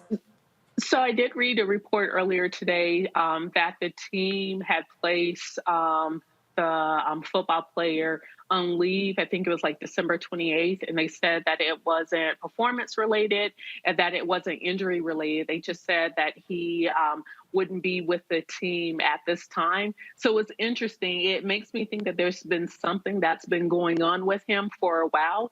And then obviously after he was charged, the team immediately said that they cut ties with him and he's no longer a part of the team. But I'm curious if the University of Alabama can release what led them to actually put him on leave in December, and if there was a history, if there were other things that was going on with that young man. But it's a sad story all around. Right, and you know, he's a basketball player. Just want to clarify, but you know, I don't trust Alabama. I don't trust Alabama investigations and Black folks, and I'm concerned about ties being cut for an accusation. Maybe it's just a criminal defense lawyer in me, but I could understand why he would be on leave. I can't understand why he would be removed unless the team has significantly more information than we are being told. But it's certainly a story that we will have to keep our eyes and ears on. Dr. Matthews, any thoughts? Only thing that I can say is everybody deserves the right to have due process. So I have to go and look into this because it appears that it's some real bullshiggity that's going on around here. And I'm like you, my sister. I don't trust nothing they have going on in Alabama. So I'm going to have to go ahead and get my pen and dig into this. Absolutely. And it's hard because especially when it's a situation like this, a young woman has lost her life in our community and 2 young men of our community are charged. So many times people feel the need to get on one side or another and quickly. And I always sit in the seat of, but wait, if they did what they're accused of doing, let justice prevail. If they didn't, let justice prevail. And so I just hope that everyone will remain calm enough and stick with facts as facts come out so that we can get to the bottom of this. It is time for another break, and afterward we will be back with more of Roland Martin Unfiltered, streaming live on the Black Star Network. Don't go anywhere. We'll be right back. Folks, Black Star Network is here.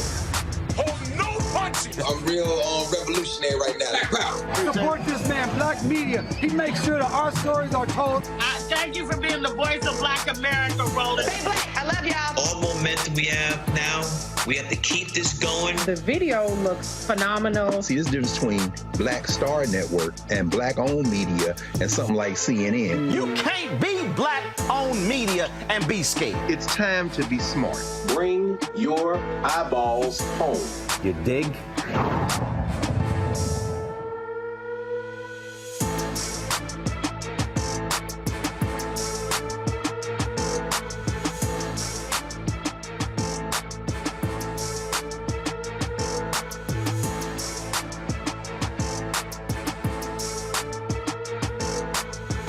Hi, I'm Dr. Jackie Hood Martin, and I have a question for you. Ever feel as if your life is teetering and the weight and pressure of the world is consistently on your shoulders? Well, let me tell you, living a balanced life isn't easy. Join me each Tuesday on Black Star Network for a Balanced Life with Dr. Jackie.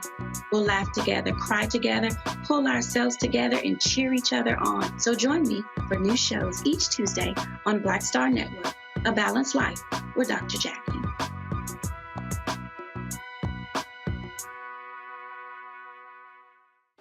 Hey, I'm Antonique Smith. Hey, I'm Arnez J. Hi, this is Cheryl Lee Ralph, and you are watching Roland Martin, Unfiltered.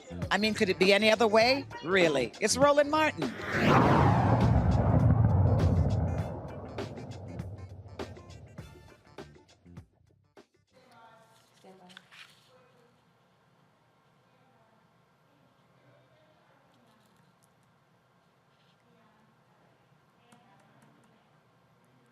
A Tennessee family demands answers after their loved one died days after a police interaction. 29-year-old Tyre Nichols was pulled over and arrested by Memphis police officers on January 7th. The family wants the body camera footage recorded during the traffic stop released to find out how Tyre's arrest landed him in the hospital, ultimately causing his death. Joining me now is the family attorney, Attorney Ben Crump, and members of Tyre Nichols' family, Rodney Wells, his stepfather, Jamal Dupree, his brother, and Kenya Dixon, his sister. Welcome, everyone. How you doing? Attorney Crump. Good morning. Once again, it's a new year, but we still have the same struggles, Monique Presley, with Black people being killed inexplicably from a simple traffic stop. Nobody should die from a simple traffic stop.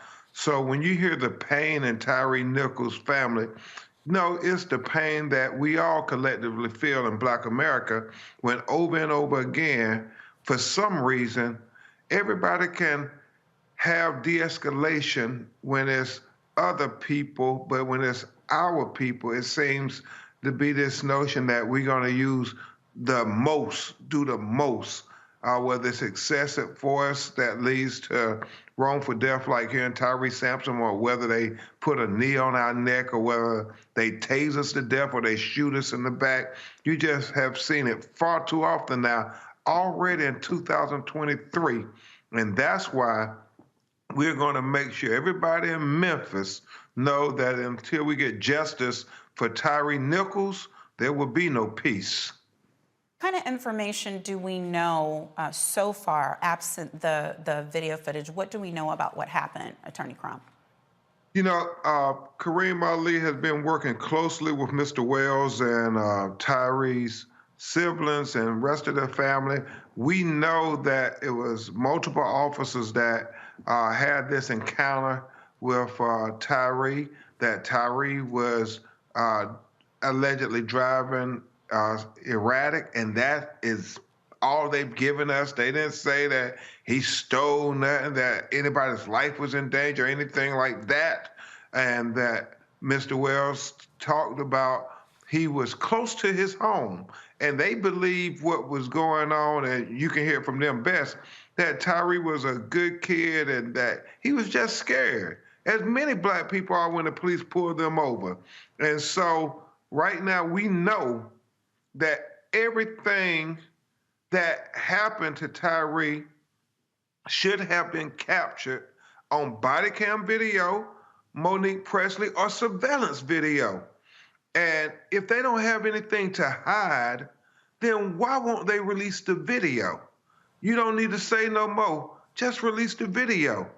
And I know Mr. Wells and Jamal and Kenyatta, they have been carrying the battle every day, saying, we're not going to let you sweep this under the rug. I know Kareem has been sending me interviews. He's been sending me news articles of how this family is saying that you picked the wrong family. We're not going to let you get away with murder of our son, our loved one.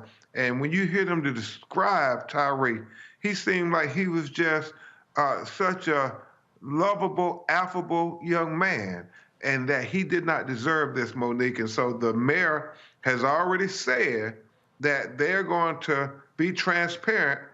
And I mean, the chief said they're going to be transparent. So now we just need your actions to mirror your words and make sure these videos are released, and that this family is granted all their due process where they can get justice. I mean, I know from your previous panel, you had a lot of people there who have been on the streets demanding justice for our people. Now, this caravan for justice comes to Memphis, Tennessee, and the only thing on our mind right now is Tyre Nichols. Well, I absolutely want to take some time to talk to the family, but I have one more question for you, Attorney Crump. But first, I want to read the statement from Chief Davis. He says, After reviewing various sources of information involving this incident, I have found that it is necessary to take immediate and appropriate action. Today, the department is serving notice to the officers involved of the impending administrative actions. We also have a statement from Mayor Jim Strickland, which says, while we must complete the investigation process, it is our top priority to ensure that swift justice is served. We want citizens to know that we are prepared to take immediate and appropriate actions based on what the findings determine. And I agree with you, Attorney Crump. Those are nice words. We'll see if they're followed with action. But what can you tell me first before I speak with Tyre's family? What can you tell me about the injuries at the point that he was taken to the hospital on January 7th? You know, his family produced the photos of how battered and bruised he was. So you know it was more than what they let on. And Mr. Wells and the family can let you know what the police told them, Attorney Presley. They talked about using, pepper spray and this here. But when you look at his injuries to his face, you know it was far more done to him than just that. And now, Attorney Presley, you're one of the most brilliant attorneys I know, and we know that these autopsies they hide behind. They say that they got to wait for toxicology, and even though we know anytime they really want the toxicology report, they can get it in a matter of weeks, but they will try to let it string on for months at a time.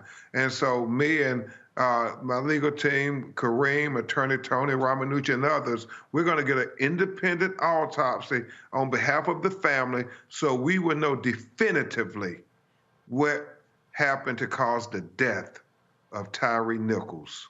Well, absolutely, Attorney Crump, and you know I don't have to tell you, having served on the other side, that while they're telling you that they can't get the report, they already have the report.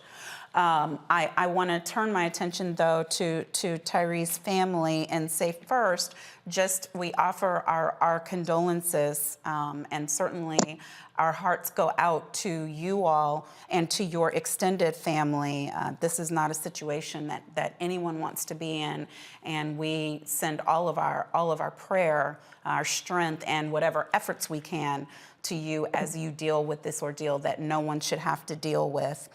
First, Mr. Wells, what is it that you could tell us about Tyre before we talk more about this incident?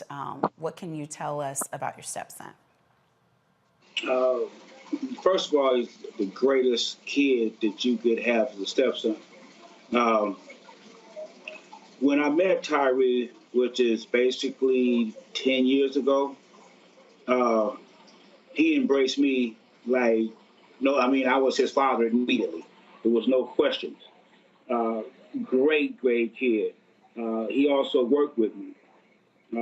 His employees loves him to death. You would not have no clue as to how many people showed up. We had a balloon release on Friday, and the whole second shift was out in the parking lot to release the balloons for Tyre because how much they cared for him. So he was very, very loved. He was not the kind of kid that would deserve this kind of treatment. He was not a street kid. I'm a street guy. I could deserve this, but not him. He don't live that life, so he don't deserve nothing like that. And the whole family is heartbroken behind this tragedy, because this was a tragedy, something that should have never occurred under no circumstances. Even if he had a gun on him and he didn't point it at them, even if he had drugs on him, which he did not have, that don't deserve a death sentence. So that's the way the family feels about it, as far as I'm concerned. And Jamal, do you have anything that you would like to share about your brother? Yeah, just like Pops just said, Tyre wasn't built for the streets. Tyre was never for the streets, nothing like that. In an interview that I spoke to earlier, in an interview earlier, like I said, Tyre didn't follow trends like that. Tyre wasn't that type of kid. He wasn't that type of person. He's never even gotten into a fight before, So for them to have an altercation or whatever the case may be, you know, I just feel like my little brother was scared and he was just trying to get home to moms and pops right now. So, And Ms. Dixon, anything that you would like to share about him, about your brother? I mean, he was just my little brother, doing stuff that little brothers do. Never in a million years that I think I'd be wearing my brother's face on a T-shirt. He was just him. He was the life of the party. He loved the sunsets. He loved his camera. He captured my whole wedding. He was just, like I said, you can't really put it into words. He was just my little brother. He'll always be my little brother. What information can you all share? Attorney Crump said that you have received or been in communication with the police. Is there one of you all who can share if there's anything else that you've learned from those conversations? None whatsoever. We have not been in communication with the police department, or no one else for that matter. So have they not called to offer condolences? Nothing? You haven't had any communication from the mayor's office? The investigators who took over the case called my wife a couple of times, but it was nothing like they was giving us information about the case. It was more of, we're investigating the case and it's going to be handled. After whatever the incident was, the altercation that happened on the 7th, is there anything that you can tell us about the injuries that Tyre suffered and why you think it led to his death? And Mr. Wells, if you can tell where it happened at, how in proximity to your home.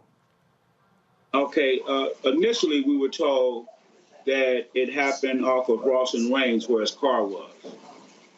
But after further investigation, we found out that it was literally steps from our house, around the corner, actually. He made it that far trying to get to the house. So as far as proximity, it was maybe I could walk here in about a half a minute from where our house is into where he actually got killed. Okay, I have a follow-up question. You all stay put. We want to dig in a little bit further to this. We have to take a quick break. We will be back with more with his family and with his attorney Benjamin Crump. After this break, you're watching Roland Martin Unfiltered on the Black Star Network. Be right back. Most people think that these television shows that tell stories about who we are as black men, and then they paint these monolithic portraits of us. They think that they're being painted by white people. And I gotta tell you, there are a whole bunch of black folk that are the creators, the head writers, the directors of all of these shows, and that are still painting us as monoliths. The people don't really want to have this conversation. No, they don't.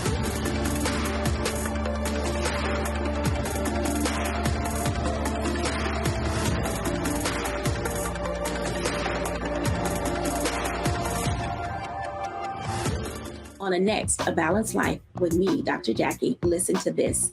Good fortune happens when opportunity meets planning. In other words, success is no accident. Thomas Edison said that, and it's such a great message as we enter into this new year. Planning for success and balance in 2023, planning for it, and then how to live it. I'm always working towards those goals. I'm always moving in that direction. And if something get me off track for the goal, I hurry up and determine, oh, wait, you're off track. Get back over here on your track of what you're supposed to be doing, and I continue to work to those goals. That's next on A Balanced Life with me, Dr. Jackie, here at Black Star Network. We're all impacted by the culture, whether we know it or not. From politics to music and entertainment, it's a huge part of our lives, and we're going to talk about it every day right here on The Culture with me, Faraji Muhammad, only on the Black Star Network. Hi, I'm BB Winans. Hey, I'm Donnie Simpson. What's up? I'm Lance Gross, and you're watching Roland Martin Unfiltered.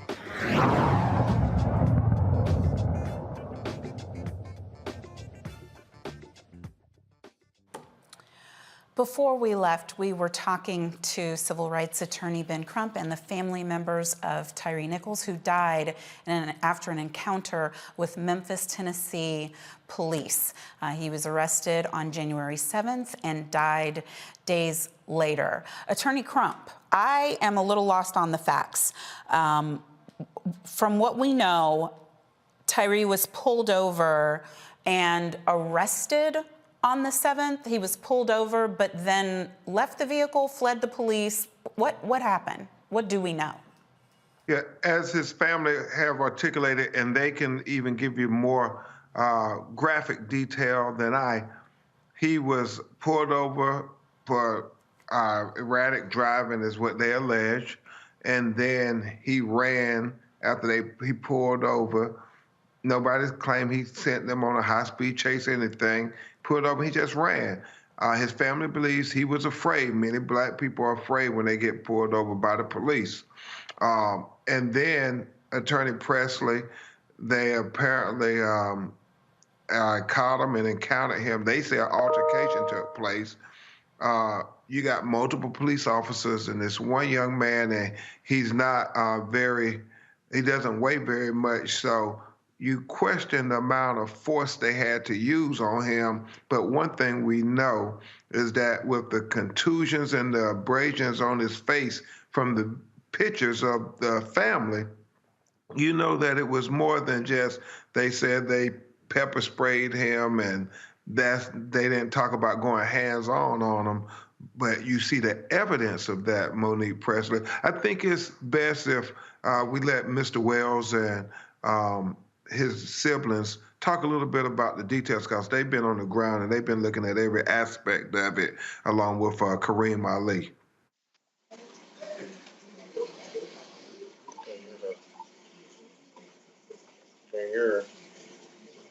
Cannot hear you. You guys can't hear me? Can you hear me now? Yeah, now again. Okay. Do you know why they chased him?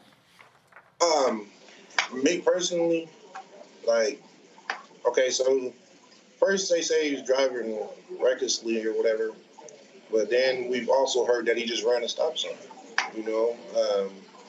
But anyways, he got pulled over somehow, some way that they ended up pulling him out the car. Now, why did they pull him out the car? I have no reason. I mean, he had license, he had registration, he has insurance, he doesn't have any warrants or nothing like that. Who knows? But at that point in time of him getting out the car, somebody had to threaten him. They had to threaten him to make him feel unsafe, And because Tyre never been in those type of situations, he doesn't know what to do besides, I need to get home. I need somebody to help me right now. You guys are not here to help me. You guys are here to hurt me. And that's my honest opinion. That's why my brother took off and came home. It's not like he was trying to, anybody else that's trying to flee on foot, they're trying to hide in different places and stuff like that. They running through people's houses and their backyards. Nothing. He traveled the same way he'll drive to get home, to get caught again, not even 100 yards away from the house. So they pulled him out of the car and were trying to detain him or arrest him there. He somehow managed to get away from them and he fled. And then after he fled, they caught up with him. Did they pepper spray him, or do you believe the assault happened at the first point when they pulled him out, or at the second point when they caught up with him? I spoke with the officers on the scene, and they claimed that once he got out of the car, they pepper sprayed him and tased him. And they said he had these superhuman strength, and he got away from them. And that's when they chased him down. So this was their claim, that he had this superhuman strength. Now, mind you, my son is 6'3", maybe 140 pounds soaking wet. He has Crohn's disease. He won't get any bigger. He did not pose a threat to them to where they feared for their life, to where they had to take his life. And so do we know whether there was more contact? They caught up with him and apprehended him, or did the injuries that they had already sustained, did that catch up with him?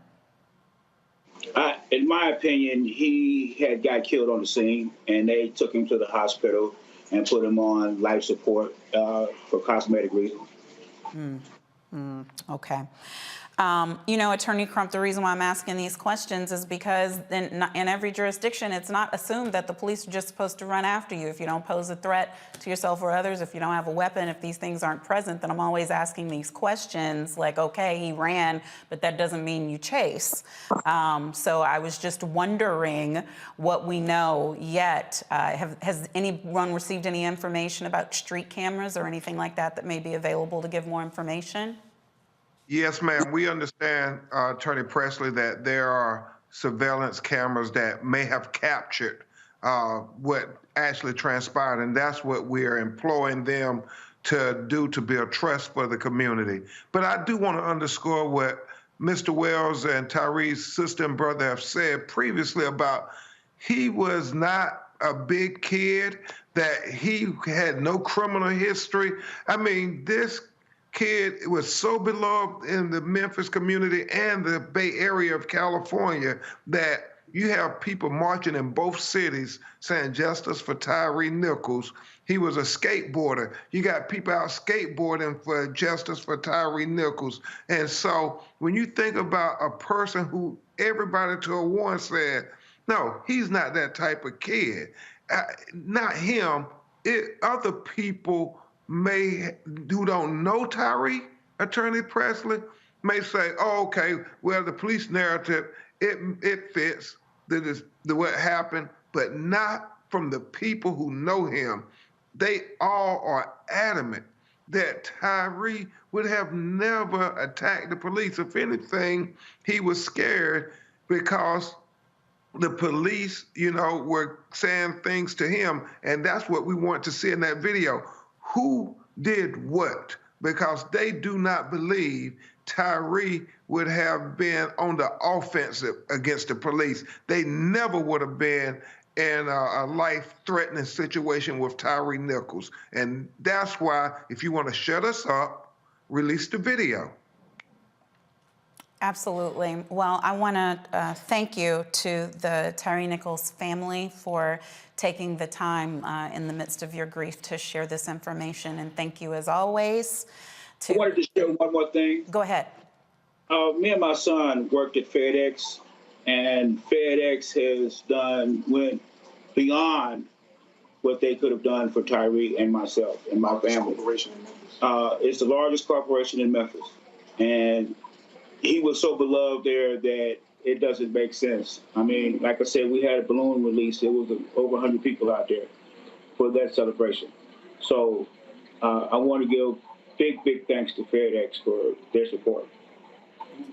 Well, thank you so much for that. We're glad that people are stepping up to help and to support, and we certainly will as well. I know you, Attorney Crump, will keep us posted if there's anything further that we need to know or anything that we can do. Thank you all so much. Absolutely, Queen. Thank you. All right, bye-bye. So, to my panel, you know what, Dr. Dibinga, here's what I want to say, and I purposely waited until there was no family to say it, because I understand why they want to point out over and over again that Tyre was not that type of person. But to me, it doesn't matter what type of person was in that circumstance. What matters are the facts, and it's not supposed to matter what type of person you are if you were mistreated. And I think that is a continuation of the conversation we've been having throughout the show tonight, that we are not treated as people. So whether he was having an anxiety attack, whether he was going through a Crohn's incident, whether he was resisting the police, at the point that this man is running away, he's not a threat to y'all. Absolutely, and this ties directly into what we were talking about earlier with the concept of thingification. Because when I heard the father say that they said he demonstrated some form of superhuman strength, I was like, that was it. We know exactly where this case is going to go. They started it from the beginning. This is the same thing of Darren Wilson, who killed Michael Brown, and Ferguson, who said that, oh my goodness, he was so big and he would look like Hulk Hogan, and I felt like I was a kid in a candy store, when they were the exact same height. This is what they do. And like you said, it doesn't matter if he was a 2-time ex-felon. It doesn't matter if he was a college dropout. It doesn't matter. What matters is what they do and what they feel like they can do when they see us. And it doesn't matter how tall we are. It doesn't matter our age. It doesn't matter our gender. This is what thingification looks like. And it's just sad that this brother was taken from us. And if that chief really wants to be transparent, we shouldn't be talking about a video released 9 days later. And we talked earlier about the videos. And when I was talking about not releasing it, I was talking about more so the glorification of it. The constant spectacle, the way people make it seem like it's some type of promo for their shows. But I agree with what Rebecca was saying earlier before the break. We do need to see that, but it's also sad at the same time that because we are Black and because of the way we are thingified, unlike other groups, we actually need to see that and be re-traumatized all over again just to prove that we were right all along. Absolutely, absolutely. And quickly, you know, Rebecca, there's a difference between it being released to the public and the attorneys and family being able to see what happened. And to me, at a minimum, that should always be occurring as quickly as possible, because to add on to death with a lack of knowledge of how it happened or why it happened is unacceptable. It's almost as if the law enforcement agency here is trying to remove all traces of human dignity from Tyre, and not to give his family the dignity and understanding and having closure of exactly what happened, assuming the body cam was on. Because sometimes we hear, oh, well, there was a malfunction on this brand new body cam. So I hope it's nothing like that. But what's interesting, even when you do have Black law enforcement and you do have a Black police chief, we still have to understand the anti-Blackness that's firmly in how law enforcement is done in this country. And so we still have to hold law enforcement accountable. We have to push this administration to push and figure out how to get rid of qualified immunity to make sure that victims of police violence are able to get justice.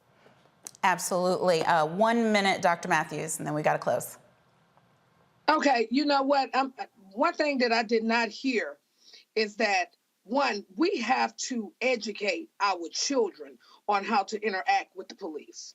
Because when I heard when they stated that the young man ran from the cops, basically, we got to teach our children, do not give these cops no type of excuse for a justified killing, okay? That violates our human rights and also violates our humanity. And so clearly I did not hear none of that. And then on top of that, I don't trust nothing about none of them cops over there, because they all jackleg with that foolishness over there. And Ben Crump, me and him has worked on several cases. And I believe that he's going to get to the bottom of it with releasing that video, but they have to stay steadfast and they have to be vigilant, and accountability has to be had. But I'm going to leave y'all with this again. Train your children on how to interact with the police. Do not give these jackleg cops, these rogue cops, no type of reason to do a justified killing to our kids. Right, and I hear you on that. I disagree strongly. I used to teach right here on this very show a segment called Know Your Rights and Stay Alive, and I thought too that there was a way that if you didn't look or if you did look, if you stared in the eyes, if you didn't reach for the glove compartment, if you didn't run, if you stayed, all of those things would matter, but unfortunately, they kill us anyway. What I am hoping, and I want to thank the panel for being here, Dr. Dibinga, Carruthers, and Dr. Matthews. We're out of time for today, but on MLK Day, offer service to all. Thank you for joining us on Roland Martin Unfiltered on the Black Star Network. I'm not gonna say holla, I'll just say see you next time. Folks, Black Star Network is here. Hold no punch I'm real revolutionary right now. Support this man, Black media. He makes sure that our stories are told.